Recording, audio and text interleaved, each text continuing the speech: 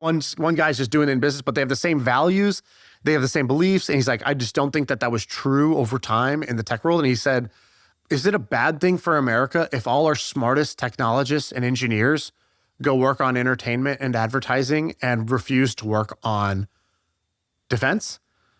Like that seems like a bad thing, because he goes, other countries aren't going to do that. Like other countries are not going to have their most brilliant minds not working on these things.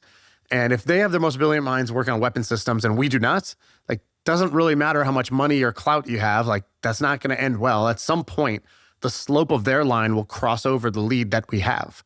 And it's that kind of like simplistic, big picture, zoom out sensitivity thing you're talking about, then multiply, plus the logic, then multiplied by the audaciousness to go do something about it, right? And it's sort of like this thing where sometimes hard things are easier than easy things, because when you have this grand mission, it like makes it where you can work harder and you could inspire people and you could recruit the best talent for less pay when you can't afford it at the time. Like in this book, they explain how splitting an atom works, and it's just impossible for me to understand.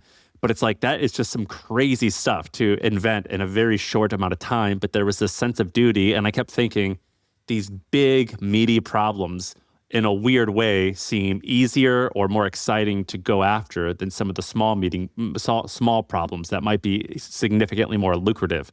But in reality, the first one can be way more lucrative. And so it's kind of like the best of all worlds, but there's like this seems hard.